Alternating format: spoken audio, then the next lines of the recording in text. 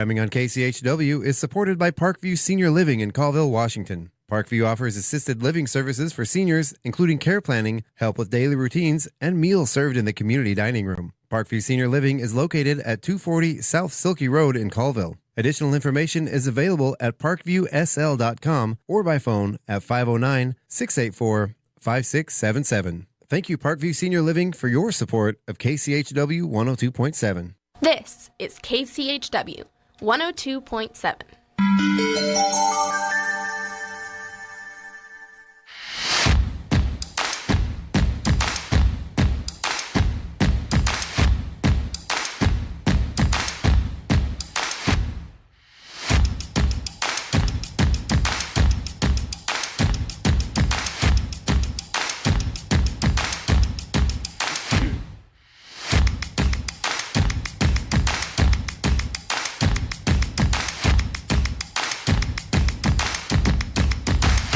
Good morning. It's your KCHW morning show for Thursday, June 4th, 2026. That's right. We are here with myself, Chuck Ritchie, and my lovely co-host this morning, Miss Gina Greenwood. Good morning. Good morning. And we have a wonderful guest for the second half of the show, Miss Rebecca Cook. That's awesome. She's she works in films. She's from Spokane, and she's going to be joining us over Zoom in a little bit. Excellent. Over Zoom. Okay. Yeah, to talk about a project she's working on, kind of in conjunction with our very own Joe Wilzinski. Yay! Yeah, so that's going to be a lot of fun. That's great. We'll come on. We'll let her talk about it and find out more information about that. That'll be wonderful. Oh yeah. In the meantime, we got lots. And she was a part of the film festival at the. She was, yeah. Okay, great. Yeah, so she's been a part of the film Was festival. that well attended?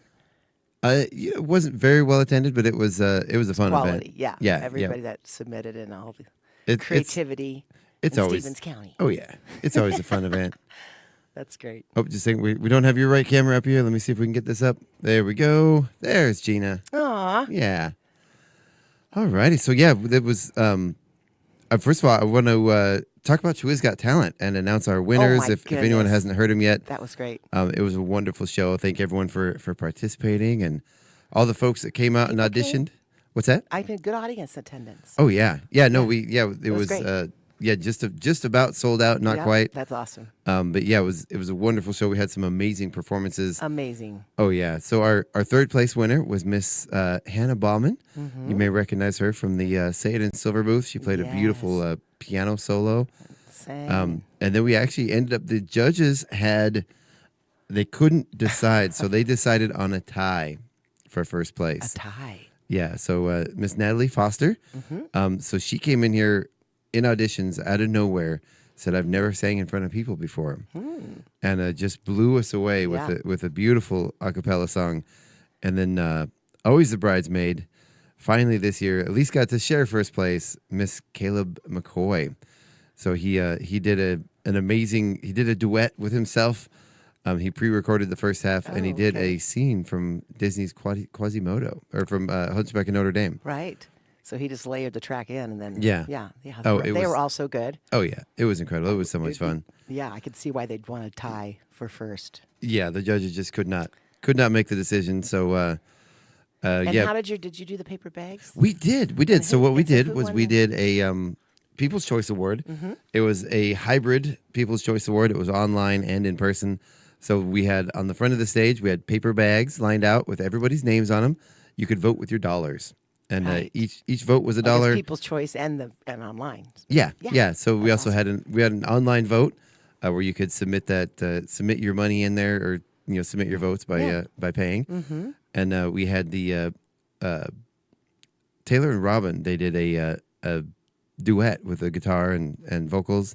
They won the People's Choice Award. So Great. yeah, It was great. It was awesome. They won $135 for the People's Choice Award. The second place with Hannah won $250, and the first two prize winners shared $650 apiece. They didn't share $650. They got $650 each. Yeah, That's incredible. yeah. So Really? Oh, absolutely. That's awesome. And a huge thank you to our sponsors. We had the event sponsors. We had Hearts Hills Mountain Saw and Tractor. We had Rich Richmond Logging, Gina and Sharon Ludwig, Fired Up Chihuahua, Thai Street Food by Nina. And we want to thank you guys so much for that. That's Of so course, great. we had a couple of other donors out there that also didn't want to be named.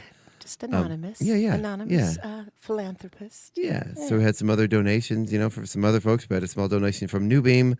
We want to just thank everyone for pitching in and helping out and making all this work. How did it go on the platform, people watching? Because I know you put a lot of effort into that, where it was streamed. Is that what you... Oh, the how stream... How did that work? We did the best we could with the camera quality, but the audio came out really great. Oh, good. Yeah. Good. I was curious about that. Yeah. So the camera angles were a little low, so it was a little odd kind of looking up at everyone performing, but, we didn't want to put the cameras in the way, distracting folks, so... Right. It was a great show. Oh, yeah, it Lots was. of effort, I'm sure. It was. Oh, ton of effort. It always is every year. But yeah, and I want a huge thank you to our judges for that. We had our judges Lisa, Paula, and Hannah. And Hannah won the competition 2 years ago.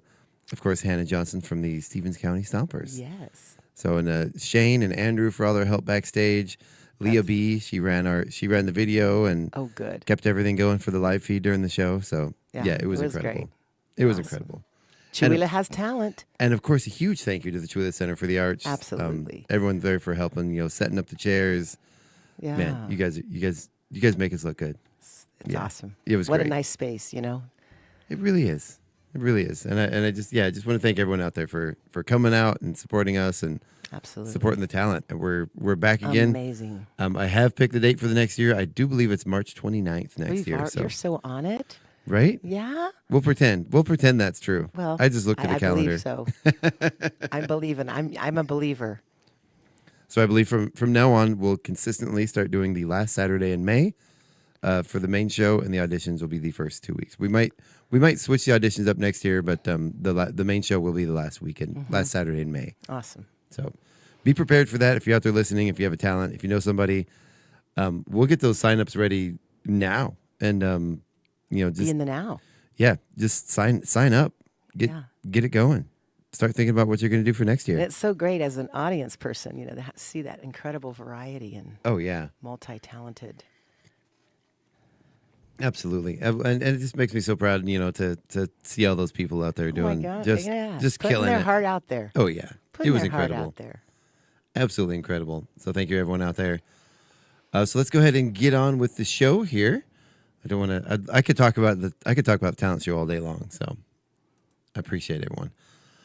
Let's see. Let's get over to our weather here. I got to switch screens. So where is our weather? There it is.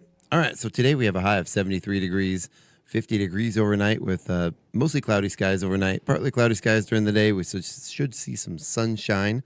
That's a lot of S's. Sure. We should say some, We'll have lots of sunshine. There we go. A little bit of drizzle of rain this morning when I got up, because I get up kind of early. Oh, was it? Yeah, I got up about 5:30 this morning. I didn't see anything, but yeah. Well, I went outside to feed the birds, and the squirrels. They take over. Like I've said before, they're like contortionists, especially the squirrels on these. It's crazy. Have a cup of coffee and watch the show. Oh yeah, squirrels are hilarious. They're so funny. If I could just have like a video of the squirrels and the oh my gosh, what's wrong with the quail? The quail. Oh my God, the quail are the funniest little birds. Aren't they? They have such strong attitudes the way they do. walk, don't they? Strut your stuff, quail. I love them. All right, so then tomorrow, pardon me, should be a beautiful day for the Friday market with a high of 70 degrees, 45 overnight with partly cloudy skies, 0% chance of rain. Make it a little breezy though, so maybe the vendors and folks out there might want to make sure their tents are strapped down. Yeah. But other than that, it can be a gorgeous day. Yeah. Bring a layer. Always bring layers. Oh, yeah. And, of course, it's going to be nice weekend for the Town and Country Days out in Kettle Falls, too. Mm-hmm. So we'll be out there as well. I'll be doing the emceeing for that event. Oh, that's awesome. Yeah. Just really looking forward to that. It's my first time doing that, and kind of an honor to be doing it. I'm really happy about that. Tonight we have the art walk. That's right. The plein That's air. right. Well, we're not there yet. We're not to the calendar. We're doing weather, Gina. Weather. We just talked about weather. Stay on topic. Oh, come on. We're only on to Friday. Okay, Friday's we're only on to yesterday. Oh, weather. We're only on to tomorrow. Weather. So then Saturday we have a high of 61 degrees, 39 overnight, but we do have a 24% chance of rain. Then 66 and 43 on Sunday with a 9% chance of rain. Cloudy skies on Monday with a dropping down into the mid 60s. Actually, technically that's actually warming up over Saturday. 65 and 46 on Monday. Did I already say that? With partly cloudy skies. Should be some rain on Tuesday and Wednesday of next week. with a high of 65 and low of 47 both days.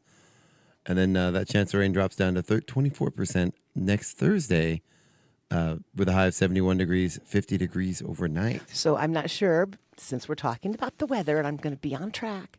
I stayed up and watched the thunder and lightning storm whenever that happened. Was that? Oh, I actually drove by your house and I saw you out there sitting out there watching it. I was just like, wow. That was wild. It was wild. I just couldn't stop watching it and listening. And I was expecting a few more branches to land from my big willow trees, but that didn't really happen. So it was windy, but not to the extreme that I assumed it would be. But it was really magical to watch. I know there were a lot of down trees all over the place, but there were. I just thought maybe the damage wasn't quite as bad as I was expecting. I thought it was going to be a little more crazy, but sometimes things happen a little better than we expected. That's right. Yeah. All right. So on our Chula Valley Lions Club calendar, today actually I do want to talk some more about that. So yeah, I've never seen that much lightning at once. I know, it was pretty, and that was insane. It was a lot. It was just the whole sky was covered the whole time. It's been a while since we've had thunder and lightning. Yeah. So it's pretty exciting. And even so, it's usually like there's a strike here or a strike there. It was just constant. It was constant for quite a while. Yeah. Ooh. The gods were angry. Or something. I don't know. All right, so today on our Chula Valley Lions Club calendar, we have, what day is it? Today's Thursday the 4th. The 4th, June 4th. We have Barry Thomason and Colton, looks like Lily. I hope I'm seeing this right. The font is really tiny. And George Drysis with birthdays. Then we have Karen and Charlie Ellett and Clint and Julie Hentges with anniversaries rather. Okay. And I know I've been told because the last name Hentges is on this calendar a lot, and I know I'm saying it wrong, but I don't remember the right way to say it. And sometimes I just, even though they're not on the calendar, I just know certain people that have birthdays. Do you know somebody for today? Ellie Eck. Oh, is it her birthday today? Yes, it is. Well, she was one of our performers in Chula's Got Talent. She did great. Happy birthday, Ellie. Yeah. That's fantastic. All right. So, now, you ready to get on the community calendar? Sure am. Now's your time, Gina. Now we're ready to roll here. Okay. All right, so we do have the Senior Citizens Potluck and Game is happening from 10 a.m. to 3 p.m. at 3060 3rd Avenue in Valley. That's at the Valley Fire Department building. This is where senior citizens from Chula Valley and Springdale are invited to join on the first and third Thursday of each month for games in a potluck from 10 a.m. to 3 p.m. And we've heard, rumor has it, from our friend Bella the Ball, it's quite well attended. Oh, yeah. And people have a great time reconnecting and having some fun. It's absolutely sharing recipes, food. I keep threatening one of these days I'm going to go out and crash you it. said the last time. Was it Bunko? Bunko? Bunko. Yeah, I still have no idea what Bunko is. I don't either, but I they play remember Bunko. it was different. Yeah, because usually they change it up, which is a good thing. Yeah. Variety's good. I always thought Bunko, if you go to a casino and you go to like sit down and eat, that they play, isn't that like Bunko that they have up on the screens? I have no idea. I don't know. I don't gamble that much. Yeah, I don't either, but I remember, if I did, I'd probably remember the name of the game. I thought that was Bunko. I don't know. All right, then we have the Chula Food Bank open today from 10 a.m. to 2 p.m. That's in front of the Chula Senior Citizen Center at 302 East Main Avenue. Then now we have this evening from 5 to 8 p.m. Tell us what's happening this evening, Gina. Well, this is incredible. First off, it's the plein air exhibition, right? So seeing amazing artists that sit out in nature and bring that energy, because everybody's interpretation is different, which I so appreciate. Absolutely. And Trails End and the Yale Press are going to be hosting those plein air exhibition. So those two together, collaborating with those plein air artists. And then the Spotlight Gallery, Nancy Bloom and Marta Luters, and then Jessica Carpenter. So if you, it's kind of a unique twist with her tarts. Yeah. Right? Lime and the tartistry. The tartistry. I love Tartistry Lab. Tartistry Lab. Don't you love that? Oh, I do. I'm not going to be able to be here. I have to go. Have to run into town. But man, I wish I could be here for the tarts. Yeah, and she's there, or Chris at the market, oftentimes selling the beautiful tarts too. Yeah. And then Holly Turney is at Westoff, and then Blake Weirs, I believe I'm saying that right, is at Quartzsite. Very cool. Of course, Blake is our Monday night. You know him as the professor right here at KCHW. You can also catch him every other Wednesday night at the city council meetings. Excellent. Yeah. He's one of our beloved city council members. Yeah. Lovely. Yeah. He does a lot of great work with recycled materials, painting on cardboard, painting on scraps, painting on trash. And it's really pretty interesting stuff that he does. Yeah, and the big shindig around town is Melissa Cole and Wheel Arts Guild sponsorship with that beautiful mural. Yeah. And we were able to go into schools and do some mosaic energy with it's going to be amazing. So they've been working on that. So shout out to the Wheel Arts Guild for sponsoring that. And it's right there next to fire station and the library on that big wall. Yeah, I'm sure everybody's seen it. Did I see pictures? The kids' work is actually starting to go up now? Yep, it's happening. The layers are happening. Very cool. And we did mosaics. We did, and it's so awesome because Melissa had the shapes already on this certain type board that you use for showers for mosaic. Yeah. And the kids all ages. They went to Guess Elementary, high school, and then Valley School. And they just got really into it. And I was a part of that a few times as well. That's awesome. And it's just great to feel that creative flow and just the enthusiasm and the politeness of these young people. Oh. Yeah, because that's nice. Melissa's friend was there helping, and she just said, "I can't believe," and she was a former teacher, and she was just impressed by, just our beautiful young people in our town. Yeah, very cool. How about that? Very cool. That's awesome. I'm really looking forward to seeing it. So we also have tonight at the same time in the same building as the Spotlight Gallery, over in the other in the Creative District office, formerly known as Mom's Tattoo. There's going to be a community input session. So the Creative District is got some funding to put together a plan. Not the funding to build the elevator, but the plan to build the elevator. It takes a lot of money for the architectural drawings and the engineering and all that to figure out what needs to happen to the building. So there is a community input session on trying to figure out the best way the building can serve the community. And what time is that happening? There's two sessions happening at 5:30 to 6:30, and then 7:30 to 8:30, or 7 to 8 rather. So the times are a little bit. So we'll go 5:30 to 6:30, and then 7 to 8. Well, it's nice because it's tied in with people that are out and about that are into the arts. Yeah, and then they can just saunter over there to your new space. It's like a community space. Absolutely. And Laura's running that. She really needs the community input. It's part of the grant project, and we really want to figure out how to best, part of that's going to involve some renovations of the building, maybe changing some stuff around, adding some storage, and really trying to figure out the best way that building can be. And it's great to get the community input. Oh, absolutely. Absolutely. Yeah, for sure. All righty. So that just about does it for today. Let's head on over to tomorrow. Of course, 7 a.m. at the Mistaqua Cafe. At the casino is the Chamber of Commerce meeting happening from 7 to 8 a.m. at 2555 Smith Road. Then we have pickleball back up at the golf course from 8:30 to 11:30. Now, you might want to check because I know they're doing some renovations up at the pickleball course. On their court. And I'm not sure if that's happening now or if that's happening in the next couple of weeks. But I know they're going to be shutting it down for about 2 weeks while they do the work on the course. Is it course or court? I think it's court. I think it's court. Course is the whole golf course. Yeah. Of course. Of course. Of course. But no one can talk to a course's court. Of course. No, never mind. Sorry. I was trying to think of it, but no. Didn't work. All right. So then we have the sit and fit class tomorrow at Acres from 9:15 to 10 a.m. And that's at 406 North Park Street. That's Acres, Chewelah. It's the Chewelah Farmers Market. Now, the Chewelah Farmers Market's happening from 11 a.m. to 3:30. Now, this is the last week of school, correct?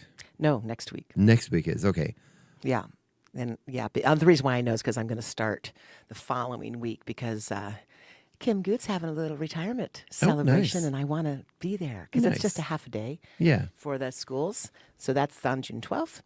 Very cool. Then we'll start the Colonel program the following Friday, and we'll rock it all the way through. That's awesome. Yeah. That's awesome.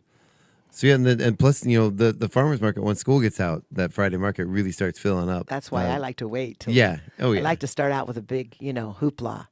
Oh, yeah. Speaking of hula hoops and ribbons and fun and, just have a little bang at first, right? Woo! Oh, yeah. And then I continue it on for the rest of the year. So a literal hoopla. A hoopla. I love it. Yeah. I love it. All right. So then looks like we have a note here from Deborah. She's trying to put together a women's Bible study class. It says the study will meet at someone's house. If you're interested in joining that, Debbie Barbie? I or think, Deborah?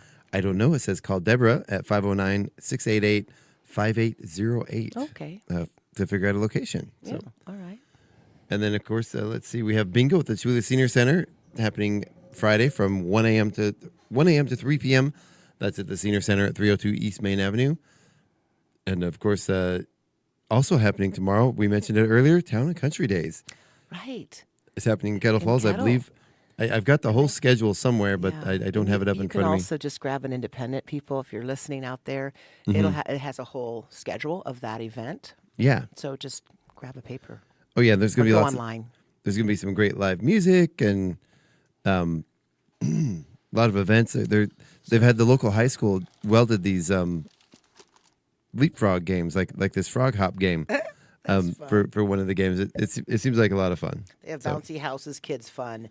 Of course, live entertainment from 2 to 10. This is 2 days, Friday and Saturday, and a parade, a free kids parade, starting at the elementary school.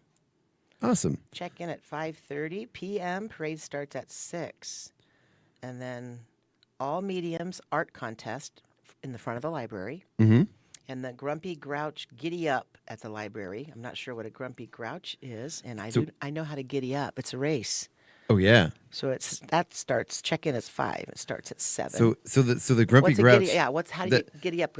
How do you do that? I believe that's a race. I'm not sure exactly what that event is, but every year at Town and Country Days, they elect the town grump. If you go into Kettle Falls, it says the population is so many people and one grump. One grouch. Yeah, one grouch. Yeah, right. Yeah, so they elect the town grouch, and that's happening on this weekend as well during Town and Country Days. Yeah, that's right. And then that would Friday, a little bit of a lineup there, and then pickleball in the mornings, vendors 10 to 5. This is Saturday. Mm-hmm. Grouch's breakfast. They're going to honor the Grouch at 7 to 10. Car show from 9 to 2. The big parade is from 11 to noon.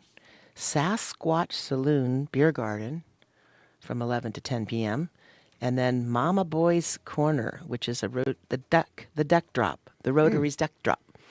And that's at 1:30. Very cool. And then live entertainment from noon to 10 p.m. The big money jackpot at the human slot machine. I'm not sure what that... The human slot machine. It's a human slot machine. Has a human do a slot. So basically, you walk up. I think there's a token or something you put in, and the people will flip over their card, and the people in the slot machine, they can't see each other, so they don't know what card the other person's going to pick up. So they pick up a card. So they can't see one another? Yeah. So it's basically it's a slot machine only with humans. Huh. Yeah. Instead of. So they sit them back to back like musical chairs, so they can't see one another. No, I think there's a booth like where they stand side by side, and gotcha. there's like a little divider between them. I Yeah. have a visual, so I have to get that visual down. Yeah. Oh yeah. Yeah. That's human slot machine. I don't think I've ever heard of such a thing. Well, you can come check it out now. Well, see, now I know more than I knew before. It is a little odd. I've opened the Town and Country Days Facebook page, and there's my face all big on there. Oh my goodness, there's Chuck, our very own Chuck Ritchie. The picture's a couple years old. I wish I still had that chin. It's been a couple years. But yeah, we've got lots of great music too. There's Andrew Matherly, KFHS, the Kettle Falls High School Jazz Band, Dexter King, and then going to do the Country Shuffle after that. Then we've got some Taekwondo demonstrations, Kips Gymnastics. Veterans Pride Band. Yeah, the Veterans Pride Band with Marvin. And then Two Stones, One Bird. Yep. And then Sarah Brown. Yep. And I'll call Cowboys. Oh, of course, recognize a lot of those names. A lot of them have been right here on the morning show with us. It's quite the little shindig. Right? Craig says I should dress up as the Grinch for the Grouch. But no. Not going to do that, Craig. Not going to do that. Yeah, no, it's going to be a fun event. It'll actually be my first time going. So. Oh, good. So, so are you going to be like broadcasting, or are you just going to go as a observer? I'm just going to go, and I'm going to be the MC. So. Well, there you go. You're emceeing. Yeah. For both days? Yep. Wow. Well, then you're definitely involved. I'm definitely And that's involved. why your face is right on the front. Right? We got our own celebrity emceeing. Yeah. The Town and Country Days. Absolutely. It's going to be a lot of fun. So, of course, we had the young lady involved with it on the radio last week.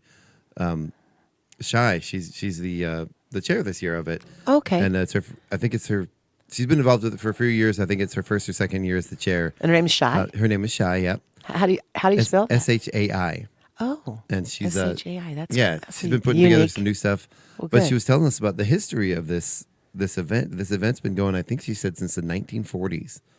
So this Since is the 40s. Yeah, very, very long running event with a lot of history. So yeah, all right. it's very cool. Looking forward to that. And then let's go ahead and see what's happening. That's Friday and Saturday. Mm-hmm. And it looks like that's the only thing on the calendar for Saturday. Okay. So Oh, nice. no, wait a second. Oh, no. It's graduation. Oh, yeah. Saturday, we have our own graduates. Oh, yeah. Yeah. And are they graduating here in town, or are they going to The high school, ceremony? I think the graduation ceremony, and Yeah. then, of course, there'll be gatherings all over, right? Our very own Bridger. Oh, yeah. Bridger Johnson's graduating. Absolutely. So, yeah, they hold it here. Yeah. You know, and then because they bring in the kids, now don't hold me to this, but the Springdale and close around, and then have the Jenkins High School, I think, host the graduation. Oh, cool. With multiple schools. I believe so. Very cool. I could be wrong on that, but I just was looking at the paper the other day, and it had all the pictures of, the Springdale and different height. I was excited when I graduated high school. I was like, I am ready to go somewhere. I had fun in school for sure, but it's a rites of passage. I don't really remember how I felt about high school It's rites graduation. of passage. That's all I know. When you earn it, you're proud. I think my high school graduation was just kind of like, oh, thank God that's over with. That's what I'm saying. You want to go on? You want to go on? Yeah. But something about, the camaraderie of that accomplishment with your Yeah. peers. I also just remember they just kept going on and on and on. It felt like it took forever. Oh, you mean like the announcers and Yeah, just the whole ceremony? I just wanted to leave. I didn't, But when you got to throw the hat, that was all, toss your hat. Did you do yeah. that? I think so, probably. Of course, that's tradition. Yeah, I don't remember. Then that means you get to go. Yeah. So that'd have been like the crescendo of your yeah, wiggly little, I'm done. I got to get out of here. But I was kind of a little negative Nelly back in those days, and I just wanted to. And you've changed your ways. I just wanted it to be done. I just wanted to Okay. leave. You're not a negative Nelly anymore. I try not to be. That's right. You changed your ways. But yeah, Well, congratulations Yeah, out there to all the graduates. absolutely. You guys worked hard. Oh, yeah. And we know how much work it is and how hard it is to get through those 4 years. It's Absolutely. it's something you'll never forget. Go to bed. So one cool thing, speaking of art and graduation and high school, when we went to the high school, see how your drop ceiling is in here? Mm-hmm. It was so incredible. I was really inspired. They had several students individually and maybe collectively they painted the panels. Oh, yeah. Have you ever gone in the art room there and looked up? No, I haven't. It is great. Oh, nice. They painted yeah. That's cool. And it's like, a collage of different people, maybe 2 or 3 people, one person. I don't know. But there's quite a few panels that when you look up, and I Yeah. always appreciate that when you go to the ER at times, because sometimes I take clients there. There's one panel. I wish they'd all have the same thing. They have a clear thing that you can see the flowers and Yeah. like the sky with the clouds. Yeah. Like dentist office should have those. Right? Yeah, Oh when my- you're looking up. We got to look it up. Let's just, because my nerves at dentist office is a little bit rattly. Well, I used to have a coffee shop, and that's one thing we did when we first came in. Oh. Was we took out all the ceiling panels, all the light panels, all the ceiling panels, and we had artists paint them. So Similar to what I just said. yeah, Like yeah, a drop exactly. ceiling like this. Yeah, exactly. Okay. Yeah, I call it drop ceiling. I don't know if that's the term. I think that's the term. That's the term I Close use. enough. Pop them out. Paint. Well, that's awesome. I loved witnessing that. Sometimes drop ceilings feel a little claustrophobic, but in here it's nice because it helps with the acoustics. Right. They're also called acoustic ceilings. Well, a funny story is our local Tammy, who did help last year at the Summerfest, and her and Doug McQueen had that cute picture in the paper. I don't know if you recall that. I do. But Dave Goverdare, she plays the spoons like really good, right? But she's little, and David was a big dude, and so I think it was at the gathering somewhere, drop time. I can't remember. And he just gets enthusiastic, right? And he just lifted her up, and she popped right through. And then she was hitting him on the head, get me down. And so, because she is very petite, and he was very big, Was strong she hitting man. him on the head with her spoons? Yeah, up after she went through the ceiling, and it didn't hurt her because they're like you can just push them, right? Yeah. But it was just funny because she's a funny one. She describes a story pretty darn funny. But she just went flying through the top. That's hilarious. Because she's like a featherweight. But was she actually smacking him on the head with spoons? Just for fun to get put me down. And he of course was laughing hysterical because it was all harmless. It was just in fun. But when you see her next, little memory of Govardere. Don't pick her up when you see her next. Well, she loved that story. But anyhow, That's awesome. Yeah. I love that. It's kind of cute. Speaking of panels and drop ceilings and all that. Right? I'm tying it in. Oh, yeah. Thematic. Nice. Well, I think that just about does it for our community calendar. Let's see. Hold on. I'm trying, I keep getting distracted on the wrong page here. Oh, yeah. Well. Yeah, it happens. So let's see. I know there's some other things coming up. So next weekend on the 13th, we have the Rusty Putter. Infusion is playing live at the Rusty Putter from 5 to 7. Okay, great. That's at 2537 Sand Canyon Road if you've never been up there. Let's see. We got some... And a shout out to our community garden, which is happening. Yeah. So just wander on over there. Or you can call Kathy. She left her. I don't have her email right off the top of my head, but she's one of the heads up of that. Yeah. So the boxes were donated by the Lutheran Church in Colville. They used to have a successful, farmers market because she was on the air with us as well. Yeah. So that was an incredible donation, and so people have stepped up and built, the boxes and soil and donations and good energy and yeah. Absolutely. And then I know, and then of course Marcy Bravo and a few members of the Tooele Arts Guild. They've been very helpful with the Melissa Cole mural, and always check Marcy's Bravo's art and written creative being in Stevens County in the Columbia Monthly. She does an article every month. Oh yeah, it's always good, always fun. Yeah. So I do have another event coming up that I really want to highlight. Okay. June 29th, happening at the AutoView Drive-In Theater. We're bringing back Igor and the Red Elvises. Heck yeah, that's awesome. Absolutely. I'm getting the link in the comment section right here. But yeah, we're bringing them back. It's going to be super exciting. Oh, absolutely. If you missed their first show that happened last year, there were a lot of folks who were like, man, I wish I would have made that show. You get a second chance. And this one's going to be outside at the AutoView Drive-In. Right. So Ukrainian Rockabilly at the Drive-In Theater. I mean, what? So is such a Igor and the Igor or Igor, tomato, right. And the Red Elvises. Red Elvises that like to wear red velvet. Yeah. And they're so theatrical. They're very talented musically, they really are. But they're really great show people. Oh man, with their entourage, their costuming, their spirit. Yeah. Absolutely. It's a good experience. It is. Oh. And you know what? Go ahead. You know what? For those of you joining us on Facebook, apparently I forgot to click the go live button, so we are just now streaming on Facebook. Sorry about that. Actually, it's not quite streaming yet. Now we're streaming on Facebook. Sorry, everyone. I didn't have that feed up, but right now we were just talking about Igor and the Red Elvises show happening June 29th at the AutoView Drive-In. I am pasting a link to that right now. So if you're listening, and how creative that is, to have it at the drive-in because they're so rare to be a drive-in anywhere in the U.S. of A. I think it's one of 5 in Washington State. Very there's rare. only, I think, less than 300 in the U.S. total. Yeah, I do believe. I don't know the total. I don't know all the statistics, but I know that sounds about right. Yeah, it's very, very, very, very low. You can get those tickets right now. You can get them online. I'm not sure if they're up on the KCHW.org Facebook page. That's a Monday night, right, Chuck? Yeah. And it'll be start early because it's a Monday night. Yep. And people can come out, and if you don't dance to that music, then I don't know what to say. Oh yeah. And you know what? Nobody has plans for a Monday night, so right, come on out. So, we'll see you there. You can get those tickets right now on our KCHW Radio Facebook page. Okay. There's lots of posts on there. I just put the link for the tickets in the comment section here. They're available at Valley Drug Company. They're available at Barman's in Colville. Right. At House of Music in Colville.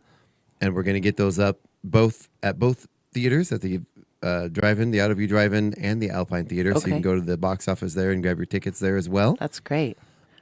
Craig has those. I will not be at the farmers market this week, but if you're up in Town and Country Days, I will have tickets with me, so you can buy those tickets directly from me if you're up there celebrating with Kettle Falls. So yeah, get a hold of me, get a hold of Craig, go online, get those tickets. So, right, and they can go online to get the rundown of the schedule too, right? Yeah, for the Town and Country Days also, because you're going to be there tomorrow already. Yeah. Tomorrow. Yeah. Tomorrow is tomorrow. Tomorrow. It is tomorrow. Tomorrow. Right? It is. Well, Tomorrow. it is today. Today's today, but tomorrow. Art walk today, folks. So come on out and say hello and check out the beautiful art Absolutely. in the community. The plein air event. The plein air art is just incredible. Yeah. So. And again, Trails End and the Yale Press are both showcasing the plein air. Yep. And we could just say again the other folks because we need to honor them. Spotlight Gallery will be Nancy Bloom, Marta Luters, and Jessica Carpenter with the tarts. Mm-hmm. And then Holly Turney, Westoff, and then Blake Weirs. Yep. Courtside. And then the Creative District is having their meeting today at your community center, which used to be the tattoo place. Of course, that's the new space. Yeah. So check that. I think we're not sure about the times, but 6 to 7, you said? 5:30 to 6:30, and then the second 6:30. session is 7 to 8. Okay, perfect. So, very cool. So that's tonight. Absolutely. And we do have Rebecca online. She's joined us on ready? Zoom. Okay. We're going to take a quick break, Rebecca. We're going to listen to some news. We're going to thank our sponsors. For everyone out there watching on Facebook, we're going to do a little sound check while we're in the news. So you'll hear that. But otherwise, we'll be right back. We're going to thank our sponsors, listen to some news, and take a little break here, and we'll be right back. To Don't be go anywhere. continued, yes. Absolutely. Indeed. You're listening to KCHW 102.7, Northern Lights Public Radio.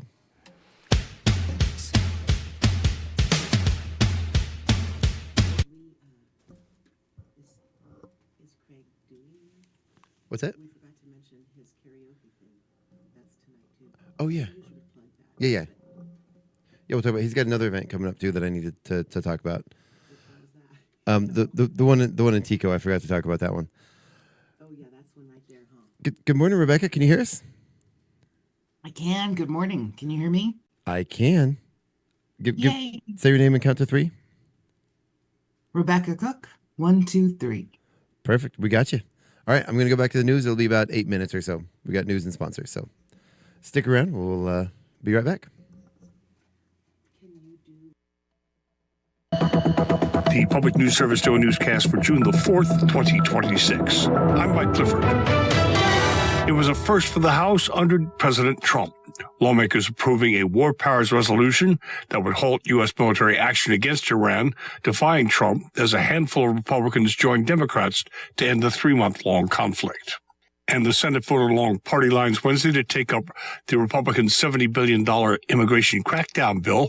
The 53-46 vote began on legislation supposed to unite Republicans around Trump's hardline immigration enforcement agenda.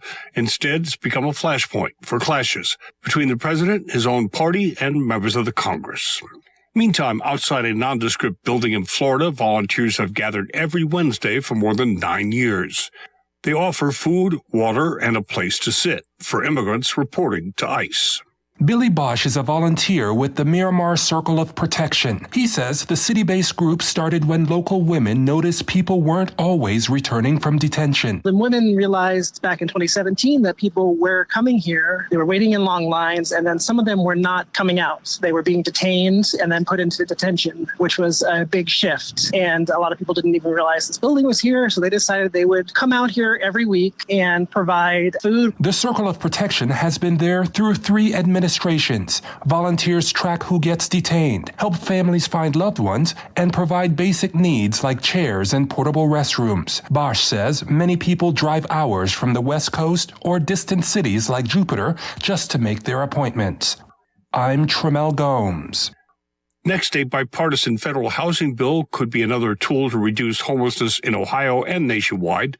One advocacy group believes the 21st Century Road to Housing Act could bring desperately needed housing stability. According to the U.S. Department of Housing and Urban Development, over 12,000 Ohioans were unhoused in January 2025. Amy Riegel, executive director of the Coalition on Homelessness and Housing in Ohio, notes some Ohio communities have criminalized homelessness by dismantling tent camps and issuing warnings for loitering. She says that approach is not the answer. It does not do anything to lower the rates of homelessness or to lower the time that an individual individual experiences in homelessness, that it actually just makes it more difficult to serve the individuals who may experience housing instability or homelessness. The real issue, she believes, is how to create more affordable housing as shelters remain full and people live on the streets. Shifting priorities within HUD over the last 18 months have not helped address housing instability, she explains, despite data that might suggest otherwise. I'm Terry D. reporting. This is Public News Service. New polling from the Brennan Center for Justice shows that 62% of Americans are unhappy with their elected officials in Washington, including President Donald Trump. More than two-thirds of voters feel he is corrupt.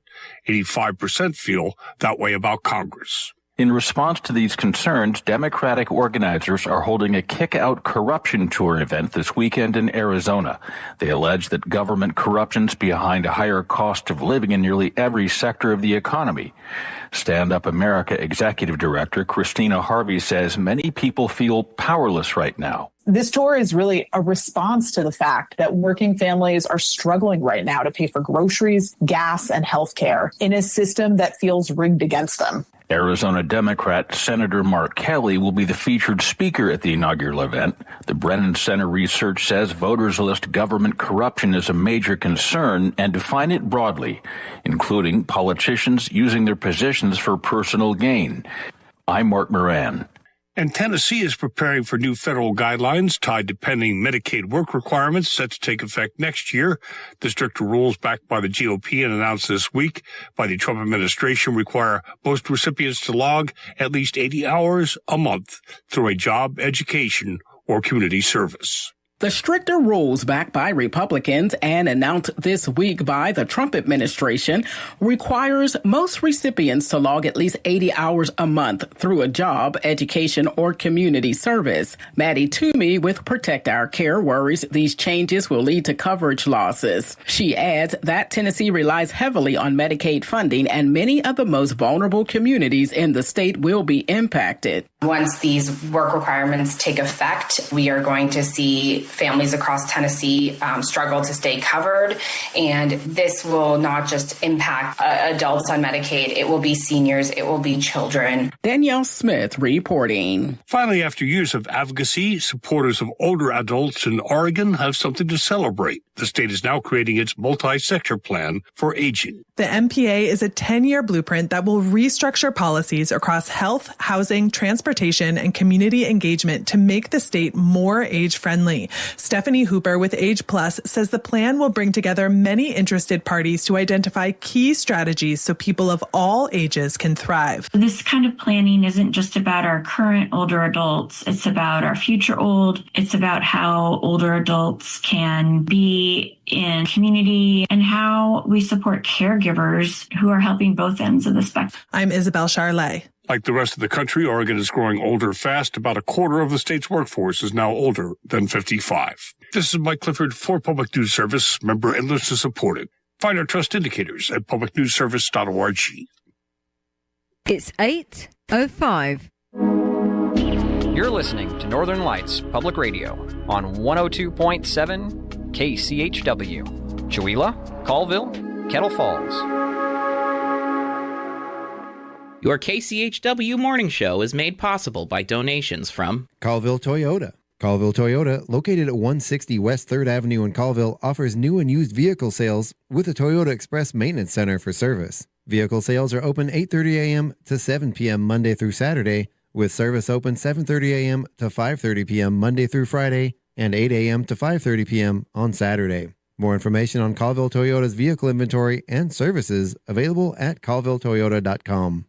Colville Toyota, a small-town dealership with a big heart. And by LMK Floors in Chewelah, serving Chewelah and the surrounding areas. Located at 110 East Main Street in Chewelah, next door to Bradley's Taekwondo. Locally owned and operated, LMK Floors provides sales of floor coverings, blinds, and countertops for a variety of home and business projects. Open Monday through Friday from 10 a.m. to 5 p.m. and Saturdays from 9 a.m. to 2 p.m. LMK Floors, now open at 110 East Main Avenue in Chewelah. LMK means let me know. More information about LMK Floors can be found at lmkfloors.com or by calling 509-936-9099. KCHW would like to thank LMK Floors for their support of public radio in Stevens County. Programming brought to you by Ryan Moore, your Edward Jones financial advisor in Deer Park, Washington. Edward Jones, member SIPC. Edward Jones is a firm that helps individuals and business owners achieve their financial goals. More information is available at edwardjones.com or by calling 509-276-2974. Edward Jones, member SIPC, with locations in Deer Park and Chewelah. This is KCHW 102.7. Broadcasting from beautiful Chewelah, Washington. This is Northern Lights Public Radio, KCHW 102.7.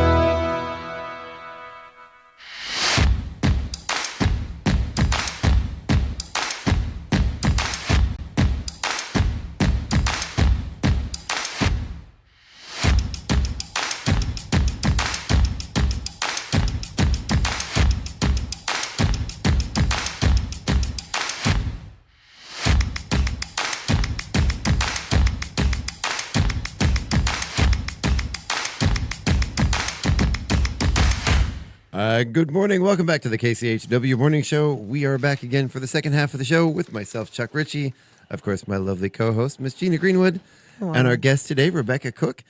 She's got some cool film stuff she's here to talk about. Good morning, Rebecca. How you doing? Good morning, Chuck. I'm doing great. Outstanding. So sorry, I didn't mean to cut you off there. With the sorry, I'm trying to adjust your view and crop out some of this other stuff. There we go. So good morning and welcome to the show. So tell us a little about really quick. Just give us a short overview of what we're here to talk about. Well, this Friday and Saturday at Spokane Falls Community College, we are premiering a film called The Journey, which is a short film that we made. It's a collaboration between our drama departments and our film department that we do every 2 years, where they have graciously allowed me to direct a film with the students. We all come together and we run it. You know, my background is in, professional filmmaking, so we run it as close to a professional film set as we can, so they sort of get the experience of what it would be like when they head out into the real world for, jobs on film sets like this. And it's a wild experience. But this year, the reason you and I get to talk about it today is Joseph Wilzinski. Who? Can you turn her up a little? He wrote the script for this one. So though he has moved off to Belize and left all of us in the dust, he still likes to come back and play a little bit. That's awesome. He does, and he's a regular on the Tuesday morning show with Scott, still from Belize. And I meant to reach out to him to get him today. If you're out there listening, Joe, sorry, I can send you the Zoom link if you want, and you can crash. But I totally forgot to reach out to him and get him here this morning. But that's awesome. So can you tell us a little bit about the film and what it's about, or? Yeah. So there's Alex is kind of an aimless 20-something. Trying to figure out life, and her parents basically tell her she needs to go back to college if she wants to succeed in life. And she has some wild imaginings about what that may be like. And then we find out if she gets over her fears and decides to go back to school. Right on. So what is it like working with all the students? So you say you're working with the drama class, and remind us again what school this is? Spokane Falls Community College. Yeah. So it's the drama students and the film students come together. It's a collaboration. And yeah, it's kind of, wow, let's see, so Ian Labarge is an instructor from the film department who works as the director of photography, and he and I work pretty closely. It's our kind of two classes we bring together. So we had, I think, about 25 digital filmmaking students and about 15 drama students. And then in the casting, that was kind of open to everyone. So we had a couple students and one instructor audition who were cast in the film. So nice. A pretty significant amount of people. So do you find, and I've found this in the past working on film projects, because I've done theater and film. I find that a lot of times people that are strictly theater, they have a little bit of a hard time adjusting to film. Did you see that? Yeah. In fact, I was just grading their evaluations. She saw it. She saw it. And yeah, sometimes what they learn is I don't want to do film. But one of the biggest differences, I think, for a lot of people, and even the film students on a project like this, where we have, we have faculty who are department heads, so everyone's assigned a specific job.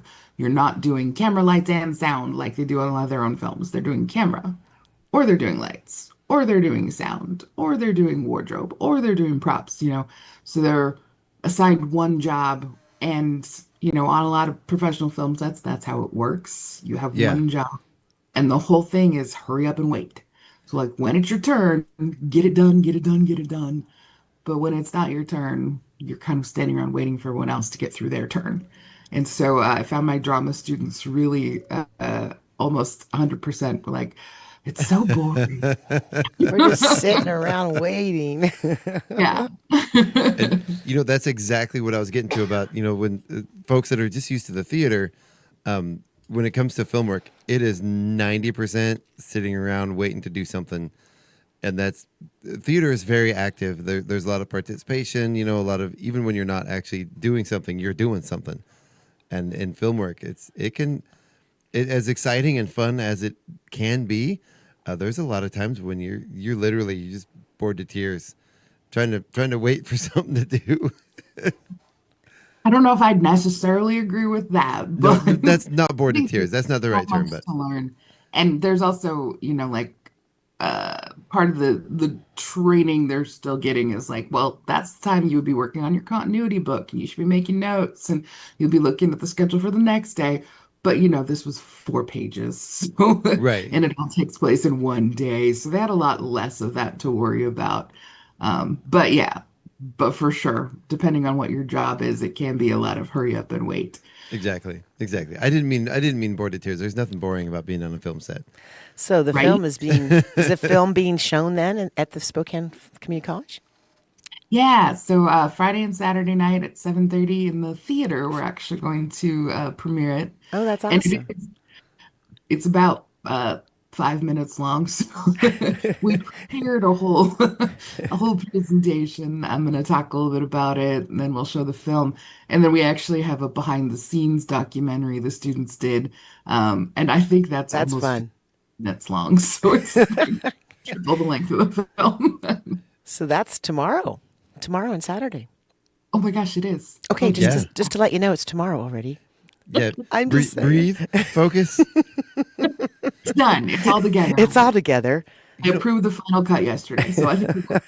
I'm glad you mentioned the BTS stuff, because BTS stands for behind the scenes. If you didn't catch that, I think for the audience and the people involved in the film, the BTS stuff is so satisfying, and it's so much fun to watch. It's to me, anytime I even go to the movie theater, I always wait just in case they might have some of that, some clips or something afterwards, or a little button or something. But well, it brings the humanness to it all, right? When you see the behind the scenes, right? You're like, really does. Okay.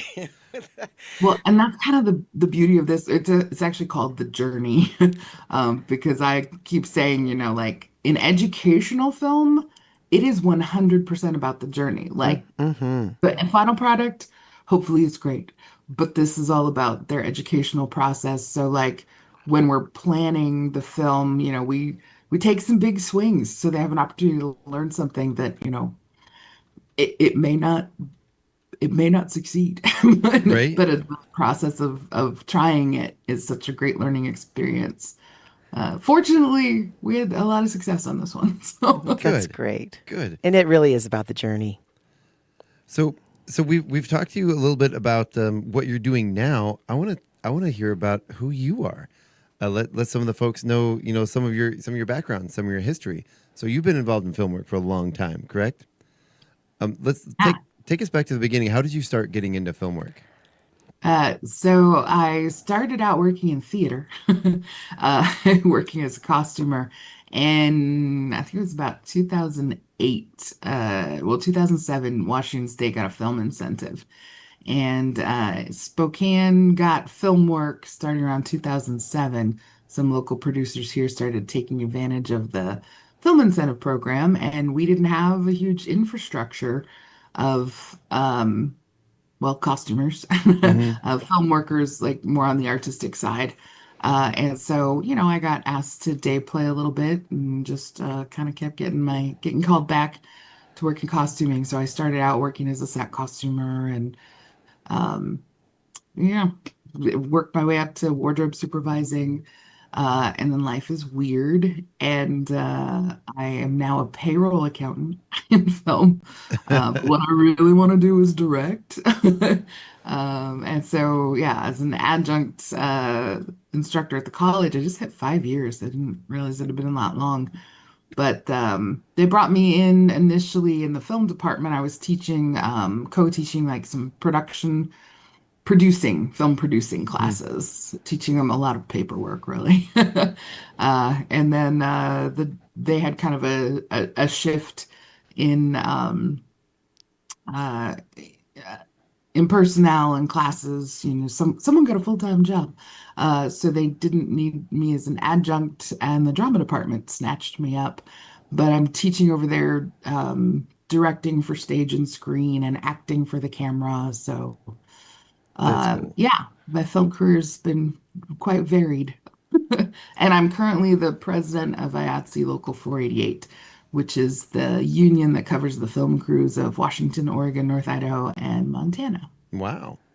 So what were some of the first film projects you got involved with? Oh gosh, I know there's been a couple bigger ones that we probably would recognize. Early on, I've worked with Cuba Gooding Jr. like 5 times, so Wow. we did a lot of Cuba early on. Yeah, Me and Cuba, we go way back. well, don't we all? Yeah, usually I was his personal set costumer, so we're tight. Nice. We always got along real well, so he was easy to work with for He me. seems like he's a really nice guy. Yeah, he's got a lot of facets to his personality. On set, he's very, very professional. Yeah. Just I remember my first day on a film set, I was setting the wardrobe in his trailer, and he just sort of came in and explained to me exactly how it needed to be laid out, like piece by piece. I was like, okay. He was very clear with what he needed. I follow instructions well. So, yeah, I Good. think, everyone's got their process. And then later I was walking through to set something, and he was watching Team America. And I don't know if you're familiar with that film, but Yes. it's the makers of South Park, and it's really raucous. But there's a whole scene that goes off about how Cuba Gooding Jr. should have won an award or something. And it just had to be that moment I walked in, and he had the presence of mind to be a little embarrassed. That's awesome. Was it his first time watching it? Had he seen that scene before? We did not get into that. Okay. Wasn't sure if he was just sitting there watching it. Yeah, I'm just killing some time. I've watched this scene 15 times today. Yeah.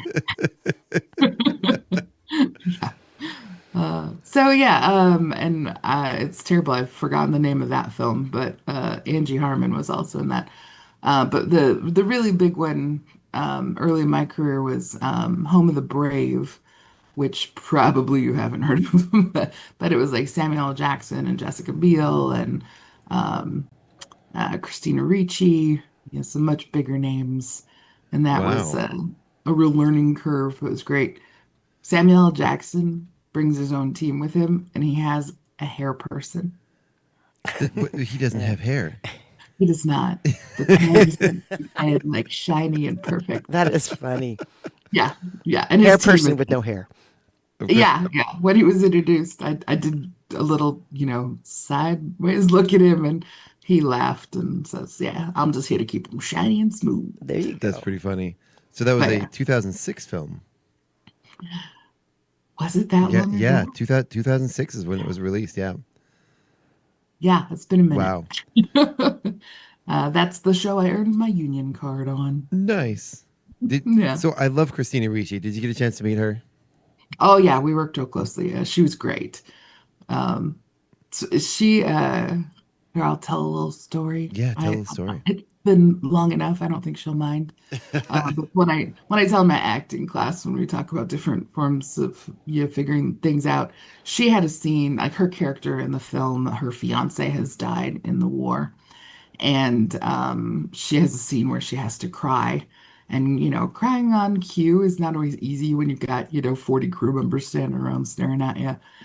So she had asked the art department to put a picture of her dog who had recently passed away on the mantle. Oh. Yeah, it was very sweet. That's going to make me cry. Yeah. So, yeah, she's as human as all of us.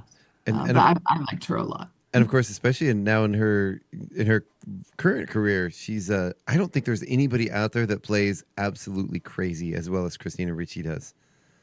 I think that's fair to say. She is fan. There's a film where or a TV series where they're schoolmates. I think they're a sports team or something. They get they're in a plane that crashes.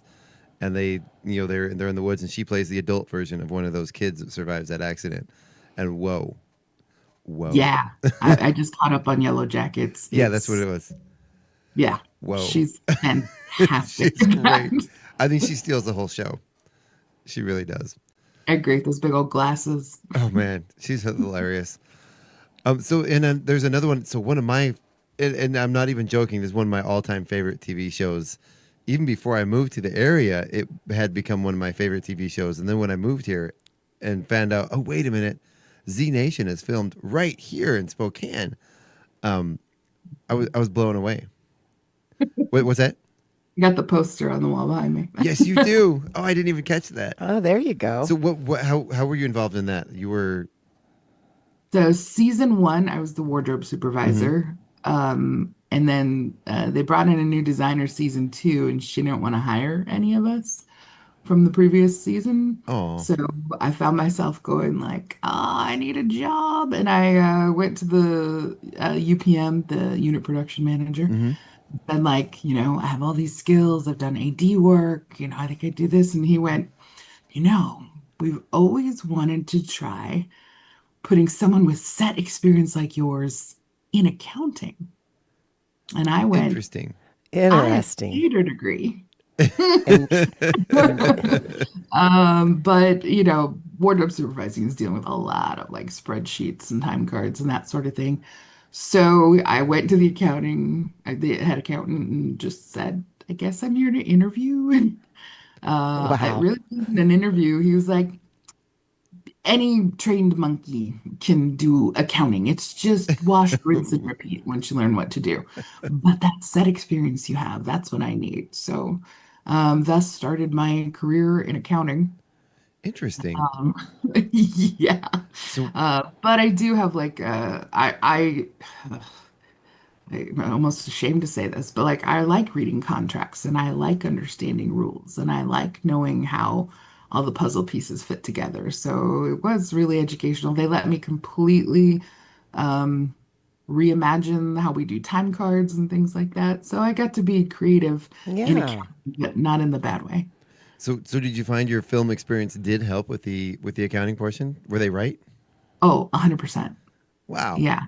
Yeah, it was. Yeah. I also felt the need to apologize to every accountant I never worked under because I didn't understand how hard their job is. Right. But understanding, like bringing to the office, like just how a typical day works on set and why we don't get the numbers we want when we want them, and trying to make systems that were much more efficient for people who are working 14, 15-hour days, that sort of thing. Yeah. Yeah.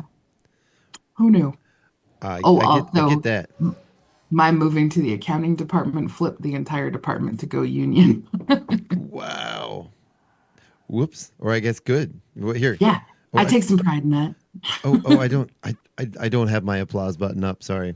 I was gonna give a round of applause for that. So I got another question here. You mentioned that you had taught classes on production, right? Or being a producer, like producing work. Yeah. Did I hear that? So what is, and I hear this question a lot, and I don't really even fully know how to describe it. What is it? What does a producer in, say, a film do? What is their role other than write checks? Um, it can depend, but primarily the producer's job, usually they're, one of the first people who comes on board. So they're trying to find the funding and the backers initially, or they may be one of the financial backers. But a producer, typically they're handling a lot of the high level contracts. So like if we're going to do a union film, they'll be negotiating with IATSE and SAG and signing all those contracts, figuring out, DGA, Teamsters, work with them. Usually the actor contracts, they'll do a lot of that negotiating, getting the names attached, if you will. Because usually you'll have like a couple big names attached to a script. And then when you decide where you're going to film it, which is also part of their job, figuring out, if they're who they're going to partner with locally, because usually, like in Spokane, they would partner with North by Northwest. Now it's the Northwest package. When they decide they want to film in Spokane. Right. So things like that. They do a lot of the high level decision making. They also work closely with a UPM or line producer to make sure we're staying on budget. They approve all of the scheduling and financing and casting. Okay. But yeah, they're kind of at a high level, expected to keep the production on track or hire the people they trust to keep it on track. Yeah. So they do have a lot of say in who gets cast in a project and where, a lot of the details about where it's filmed and that, right? Typically. Yeah. But the casting director, they say they hire a casting director, would that casting director then make those initial choices and then bring it to the producer for final approval? So typically the casting director will meet with the director and the producer to find out, what it is they're looking for. Mm-hmm. Then they'll reach out to agencies. If you're looking like casting locally, they'll reach out to agencies, give them the list of this is who we're looking for. The agencies will submit people. The casting director will decide who they want to see a self-tape from or an audition from. And then the casting director will go through those auditions and usually bring a selection to the director and producer to look at. And then they may decide to go through callbacks, or the director may just decide who they want on the spot there.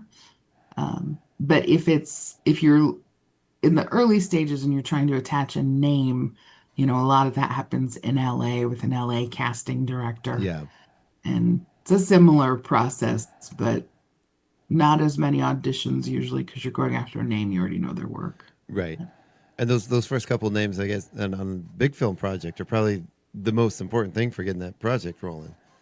For sure. Yeah. Like we did Train Dreams recently. Mm-hmm. Shot up there in your neck of the woods. Yes. But like Joel Edgerton and Felicity Jones were already attached when that came here. Mm-hmm. So they were attached early on. Yeah. And were you involved in that one? Yeah, I was the payroll accountant. There you go. So I want to add a little something. Yeah. So my son's dad is Dave Govdare. He did the runners in Spokane, and that film crew stayed in our meadow. David had already passed, but my son Forrest, yeah. So he hosted the entire crew in the meadow where we have a creek running through, and got to meet a few of the people, and it's a beautiful setting. And well, thank you. Yeah. The entire community, but like I'll say especially Chihuahua, was incredibly welcoming. And we can't do it without all that community cooperation. Yeah. And anyhow, I just thought I'd just add that. Yeah. Add that little piece. Yeah, that was. I had talked to Forrest through a lot of that. And he's like, "Oh man, so and so is at my house. This is crazy." Yeah. It was just it was just a lovely thing to contribute. A beautiful setting for people to stay in when they're trailers, and it's really a beautiful meadow. Oh, so, yeah. Well, and I'll never forget the Facebook post. All caps, William H. Macy is at the farmer's market. There you go. What is happening? What is happening? I've heard more stories from people in the area about running into William H. Macy than anything else. And he's so kind and easygoing. When he would like go to the local Safeway and shop, while he was here, and just hang out and meet people. I never got to meet him, but apparently he would just go out just to meet people and see what's happening and check out the area. That's great. Which a lot of these celebrities, they don't do that. So a person that I recently talked to, I know this is crazy, but how does someone find that film on the social media platform? How do they find out how to watch it? Oh, Train Dreams is on Netflix right now. Netflix. Okay. Thank you. But they weren't sure, and I wasn't exactly sure, but now I know. Yeah. Netflix. Okay. Got it. It was a huge celebration, like from a crew standpoint. You don't always hear a lot about Post, but Netflix bought it for a pretty penny. And, you never know where the film's going to go, if it's even going to get distribution. That one felt like it was going to have a good shot. But when Netflix bought it, like, we got all these emails and celebrations. Yay. So. Well, that's good to know, because people have asked me and I just didn't know. So now I know. Now we all know. So, and that's another thing when the film industry, I think a lot of people don't understand. These films, they don't get, some do, I think, but a lot of these films get made and then purchased. They get bankrolled, but they don't really know where it's going to go until the film's over, correct? Yeah, unless it's like a major studio that is putting it forward, which is not the kind of work we typically get here. Mm-hmm. Although Passenger that was just released was shot in Washington. That was a Paramount studio production. So we knew that one was going into theaters, but that one did okay. Passenger, I think that did okay in theaters. Yeah, it just opened like a week ago, 2 weeks ago. I don't know. I haven't seen it. I didn't work on that one. But I thought that one did. Sorry, I didn't mean to interrupt you there, but yeah. Sorry, I'm looking up Passenger. I was thinking of the other one where who was it? Was it Ryan Reynolds or somebody was alone in the spaceship? Not Ryan Reynolds. Yeah. No, it's. I was getting it confused with the other one.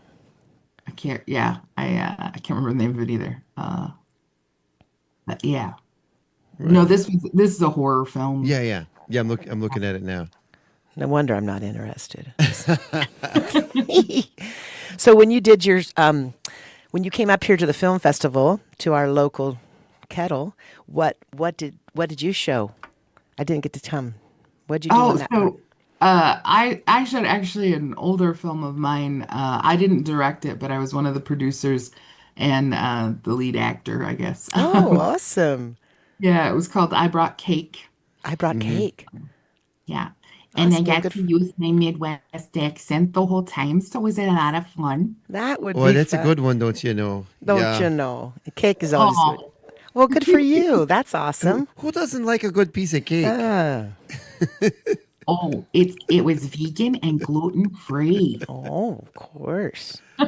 But that one actually was a little bit of a horror comedy, so it was fun. But you enjoyed it. Oh, I enjoyed it a lot. Well, you've had lots of layers, speaking of cake, to your career. Layers and layers. That's exciting. I love that analogy. Yeah, I've been really lucky. I when I graduated from Eastern with my film degree, I also had an associate's degree from the Falls in radio broadcasting. And I thought, I got a job offer in Seattle, so I moved to Seattle, even though I didn't really want to. I thought I had to be in a bigger market to work. And then learned I do not want to be in a bigger market. And I'm a Spokenite. And so moved home thinking, I'll work in radio and do community theater and I'll be perfectly happy. But ended up, I did get a job in theater soon-ish. And then also sort of launched an audiobook career as my side gig. So I've been fortunate to actually work in my degree fields for my entire career. Good on you. That's incredible. And in the town I love. So. There you go. Is this something you grew up as a kid knowing you wanted to be in film?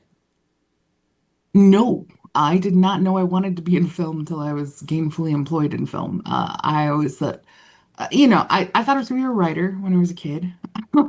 And then I discovered acting, and that changed everything. Mm-hmm. And then, voiceover work was something I started doing. Actually, my first voiceover job, I was 12 years old. But it was my friend's a friend of my mom's hired me to every week I would record the school handouts for a blind student. And she Wow. paid me $5. And I used a giant tape recorder that weighed more than my cat. And you were 12 years old. I was 12. 12 years old, Wow, yeah. wow. That's Yeah, incredible. my parents would let me do the answering machine messages, and I got a little obnoxious, not gonna lie. So, but people took notice, so that got me my first job. That's So I awesome. think, yeah, voiceover work, I've always been good at talking to myself. I can remember my early years living by myself, just goofing around, leaving different funny messages on the voice machine. And my mom would always lift, are you okay? Why do you sound so sad? Or why are you so angry in your message? Is everything okay? Like, Mom, it was a joke. I was being silly. Trying on different hats, Right? Yeah, for sure. There are signs early on. Right?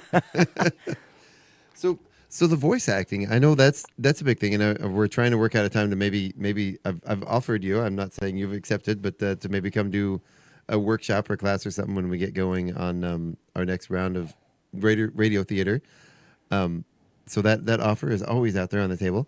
We'd love to have you anytime. When did you get into well, obviously you got into it as 12 years old, recording that for fellow students, but when did you really decide, like, okay, voice acting, this is really a thing I want to do too? Well, I had always loved working on the radio, and I did a lot of the production work, like PSAs and commercials and that sort of thing, which I enjoyed a lot. And when I moved back from Seattle, trying to find a job, I sent out my tape because we did send out physical cassette tapes back then, and my resume to like every production company I could think of, and ended up getting an opportunity to audition for an audiobook company in Spokane Valley called Books in Motion. Um, I won't tell the full story right now because it's a long one, but I tanked that audition. Not good. And then several years later, ended up when I had started my own community theater, there was a Western Writers Conference coming to town, and they wanted to hire a local company to do a Western melodrama at the convention. And I had a friend who was working at Books in Motion who said, "Oh, you should come and meet." And anyway, when the owner called me in to have this meeting, he's like, "Let me explain how to get here because it's complicated." And I'm like, "Oh no, I've been there before." And then he asked why, and I thought, "Oh God, I have to remind him I had a horrible audition." But I just said, "Well, I auditioned for an audiobook out there." And then when I came in, he was like, we had a great conversation, and I guess I impressed him. And he said, I'm actually looking for a new reader to do this book. Do you want to go upstairs and just do an audition right now?" And I was like, "Oh God." This was the same person you tanked the interview with before. Well, the engineer was the one who actually I did the audition for the first time. Mm-hmm. The owner happened to walk in with a group of junior high students while I was struggling through a book that was full of really difficult Norwegian names and pronunciations that I failed at. That's how I failed. But it's like a cold read of a Western romance novel. So I was, I'm not a person who says no to opportunity. So I, had 5 minutes to look through the book, and fortunately, the accents were all like, Texas and New England and Scottish, things I was familiar with. So nailed it, and that started my audiobook career. Now I'm like, I don't know, I think I've done around 150 audiobooks now.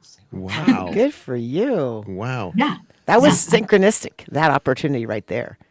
Synchronicity. Yeah, that's awesome. Everything happens for a reason. It does. I believe that.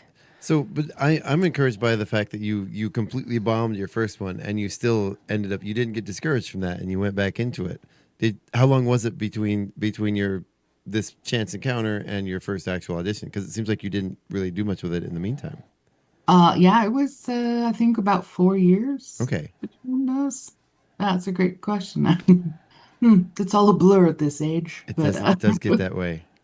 but yeah, no, I really didn't, audiobooks weren't necessarily a dream of mine, but it was an opportunity I got, just trying to figure out life in my early 20s. Yeah. And then when I had that second opportunity, I did realize like, oh no, I really want this.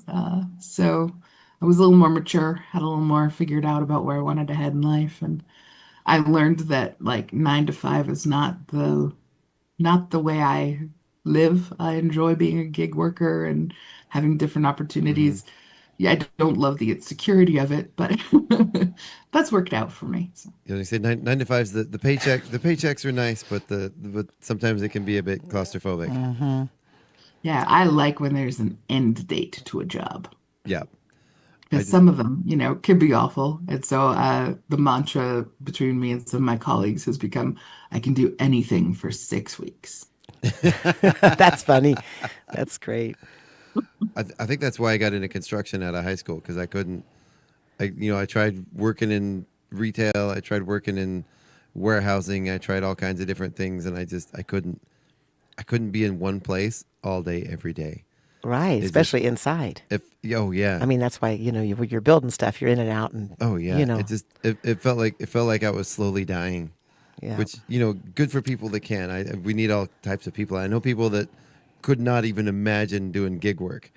I mean, they would be like, how do you people even do that? What about your security? What about your stability? Mm-hmm. Yeah. Oh my God. When I got the job in accounting, my dad was so excited.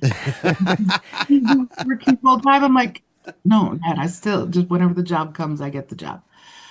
But you can use those skills. No, this is film accounting. It's not as translatable as you'd like to. Your dad goes, oh, that's funny. Yeah. I love that. Bless his heart. He has a PhD in plant pathology. But he is very supportive of my work in the arts. Very cool. Yeah, I think for many years my parents have always, I think they've given up by this point, but they've always been like, when you're gonna settle down and get a real job and stop working from job to job, and and then when we decided to sell everything we own and take off touring around the world and turn around the country in an RV, they were like, I don't even know what's going on with you anymore. You're homeless. No, I got my home on the road. My home has wheels. It's nice when we pleasantly surprise our parents after, making them nervous for so many years. Oh yeah, definitely. So with voice acting, and really this goes for film in general, there's a lot of notion of you hear this a lot, like, oh, I'm not a great actor, I'll never be a star, I'll never be this. But there are so many opportunities. It's sort of the same thing in film and theater and music. 90% of the people that are gainfully employed in the industry never get known. They never get seen on camera. They can still go grocery shopping and not be recognized. What is it? How would you recommend people that want to get into the industry? What's a good entry point? Oh gosh, what a loaded question. There's just the beauty of the industry is there is no one right way. Right. But as far as voiceover goes, like audiobooks has been just a great opportunity for me. And if you have your own home studio, like that world is wide open. But a lot of, if you want to do film acting or television work, commercial work, you gotta have an agent. And we've got some great local agencies. It doesn't cost you to be a part of them. You can apply. But you have to have, like a professional headshot, and a bit, usually a little bit of resume, so a few things under your belt before they'll take you in for anything more than background work. Some credits on your IMDb. That's right. Make sure it all ends up on your IMDb. Everything you do, put it on your IMDb. That's a huge thing. Yeah, I was out talking to the Eastern film students who are about to graduate. They usually bring me out once a year just to sort of talk about life on the outside. And that's the thing I tell them, like, everything can go on your IMDb. It doesn't necessarily say student film when you put it on IMDb, but it gives you a credit and people see your experience. So I've got some stuff on my IMDb that I'm not entirely sure I want on there. My professor who brought me out at Easter and said the same thing. And I'm always like, yeah, I've done a lot of work that is not great.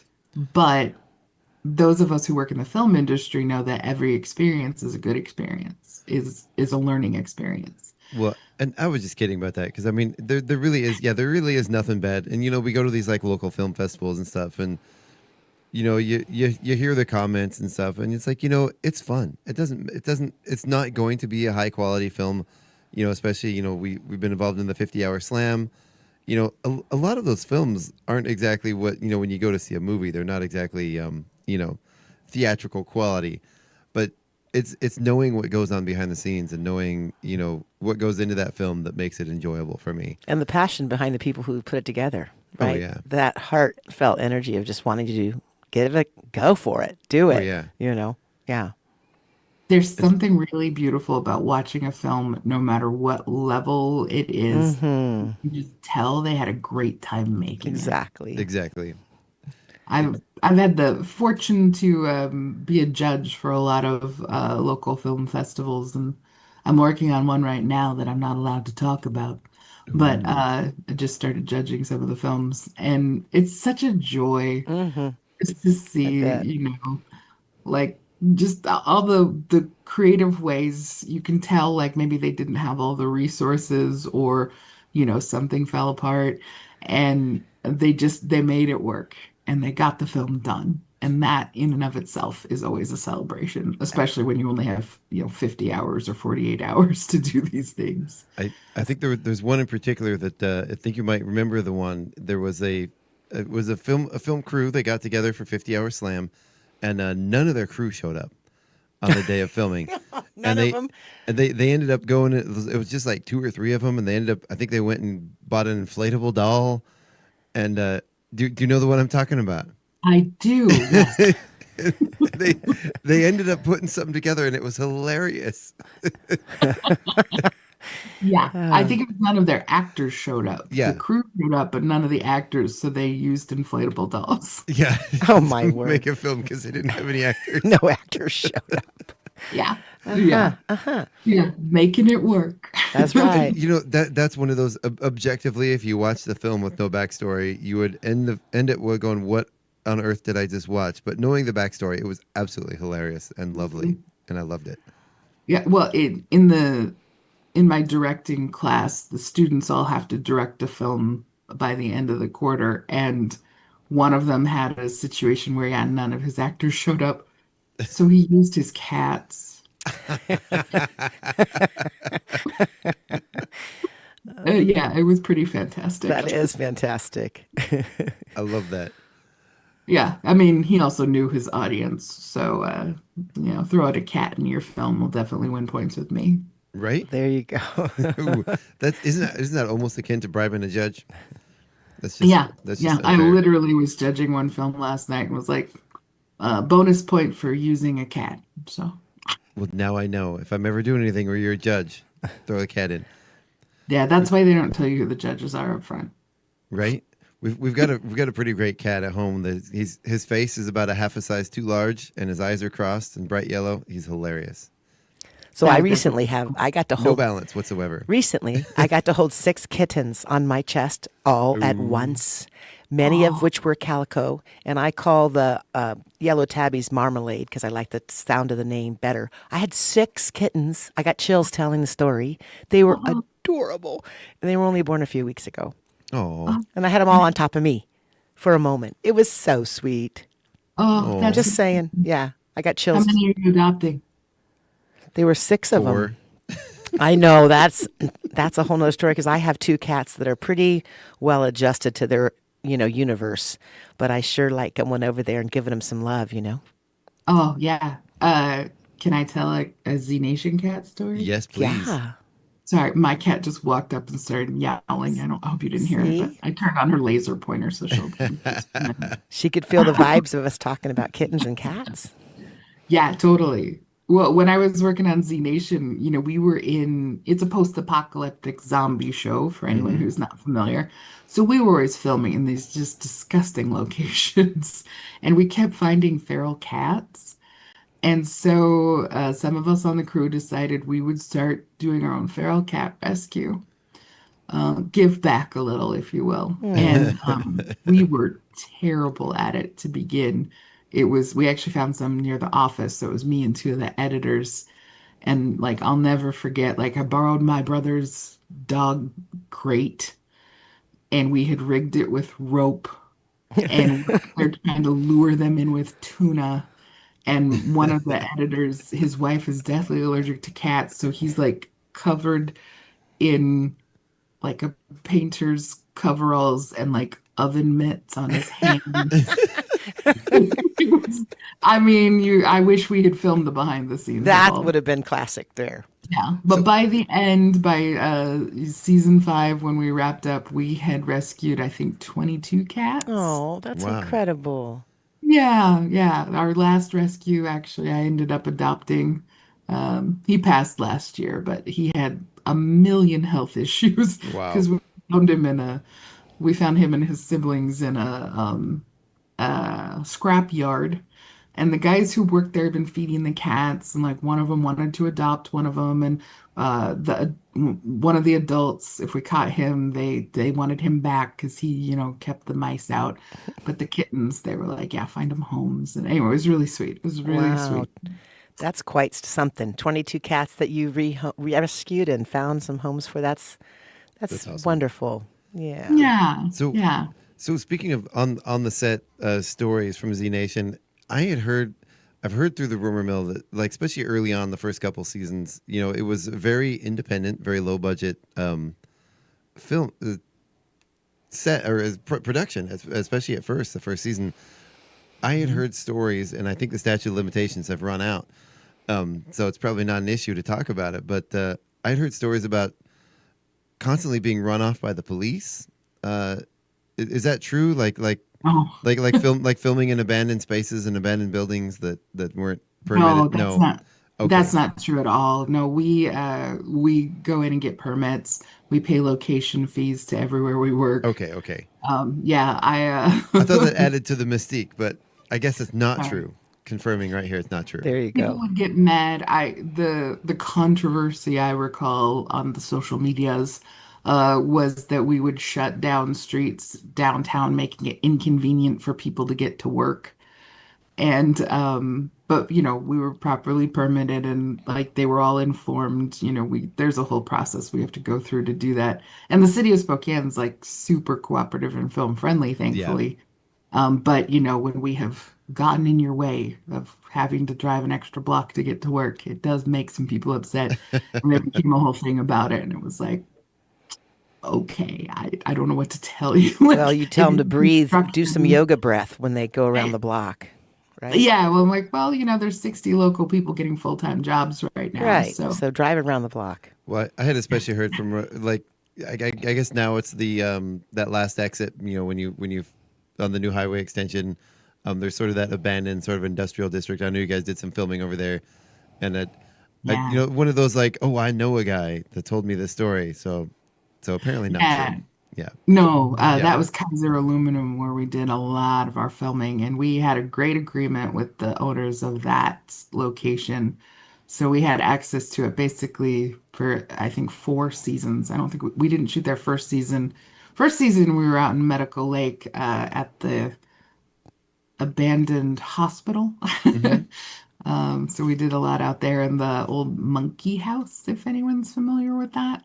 Oh, I'm not familiar. Yeah, back when I was a teenager, I remember driving by out there. They had a whole large building and an outdoor area full of orangutans that supported medical research.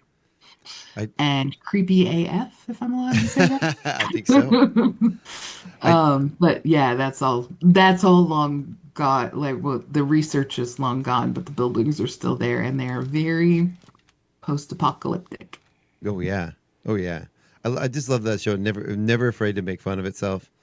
And I sometimes wondered, because there were a couple of scenes, especially when I'm not going to say it, but the name of the other great big successful zombie show happening at the same time. I don't know if it was just chance or if it was unintentional, because there would be like a really bad rendering or something that would happen on the big show. It's like, how do you at your budget do something this bad? And then the next week on Z Nation, there would be something making fun of what just happened on that other show like less than a week ago. Was that just chance, or was that actually, did you guys edit those? No, it was just chance because, the episodes are written and filmed months before they ever went on the air. Yeah, that's what I would figure. You couldn't plan for that. But yeah, we often laughed at how frequently that happened. Because it was like it was intentional.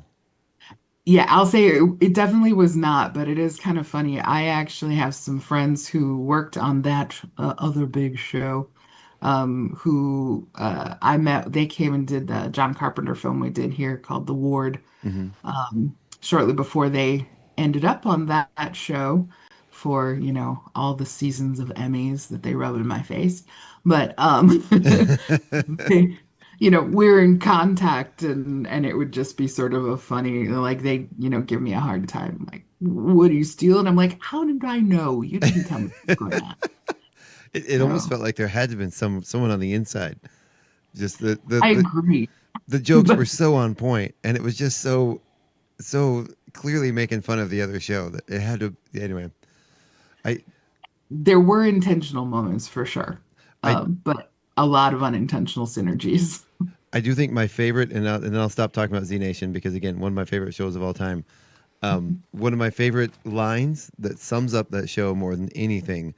There was an episode where they were at Wall Drug, the famous Wall Drug, which of course is not located in Spokane, and they go to this random building that looks absolutely nothing like Wall Drug whatsoever, and they look around. And they're looking around all confused. And one guy goes, God, this doesn't look anything like the Wall Drug I remember. And then they just get out of it and go right on with the scene. I'm like, yes, that was so perfect. That is 100% the show. It was like obviously explaining to the audience, okay, we know this isn't Wall Drug. Move along with the story, please. Yeah. I think that was the alien abduction episode too, which was just wild. So. Oh, yeah.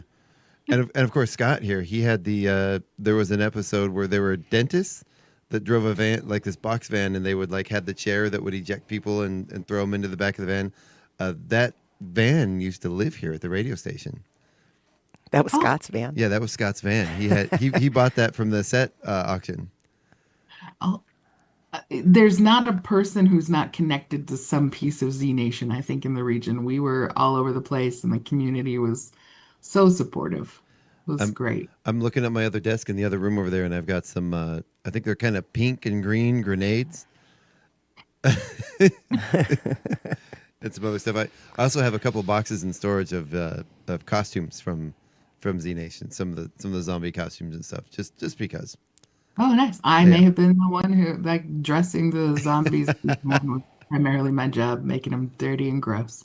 I think Joe went to that auction and he just bought whatever he could. And he's like, here, do you want this? I bought all this junk. Do you want some of it? I'm like, yes, please. Aw, Joe. All right, Rebecca, we are about out of time for today. Is there anything else you want to let everyone know before we get out of here? If you're into theater, if you were annoyed by all this film talk, but you want to come see a theater production, I'm also directing Lysistrata at the college. We're doing a readers theater production, which opens next Friday. Wow. Awesome. But, yeah. If you want to, enjoy some old Greek theater about women who want to end a war by withholding sex from their husbands, we got you. Wow, that would do it. That's awesome. Rebecca, thank you so much. Always a pleasure. Of course, you're welcome here anytime. Really appreciate you coming on today. And go check out and tell us again when you can check out the film you're direct, or the film that's going on at the Spokane Community College. Yeah, The Journey tomorrow night and Saturday night at 7:30 at the Spartan Theater at Spokane Falls Community College. Excellent. Outstanding. And we'll let everyone know you can stay tuned right here tonight from 6 to 8 p.m. for Pretty Static with Leah B. 8 to 9 p.m. Our Keltas in a Twist. Then 9 to 11 is Acoustic Cafe. And you can join us tomorrow morning right here on the KCHW Morning Show with myself, Dylan Ashbaugh, Paula Randall, for the Northern Light Spotlight. And I did forget to mention earlier, so on June 13th at the Empire Theater, that's in Tico, Washington, or if you're like me and you didn't know what it was, Tekoa is how it's spelled. Tico. It's like, no. I'm not going to say that out loud again. Sorry, everybody. Sorry, Tekoians. Is that what they are? Tecoans? I don't know. Yeah, something like that. There's a concert with Northwest Breeze, who just played here a few weeks ago, and Two Stones, One Bird, and Jake Rosier and the Implication. Now you can visit. You can go to the Crosby. That's in Crosby Street in Tico, Washington, at the Empire Theater, and go ahead and contact Craig with. And that's June Craig 13th. June 13th, yep. June 13th. That film was also, that theater was actually featured in Train Dreams as well. Really? Awesome. It's a wonderful theater. It's an incredible theater. Well, how fun that I got to meet you, even if that's on Zoom, maybe someday in person. Someday, Gina, I promise. Yeah, I would like that. Absolutely. And Rebecca, I got to say, you give some of the best hugs I've ever had. So there's that. Oh. All right. Love you, Rebecca. We'll talk to you again anytime you're welcome here at the station. So, and I want to thank you. Thank you, Rebecca. I want to thank everyone out there for listening. Thank everyone for tuning in online. This has been your KCHW Morning Show right here on KCHW 102.7, your Northern Lights Public Radio. Say goodbye, everybody. Bye-bye. You got to say goodbye, everybody. Bye-bye. Be enjoy.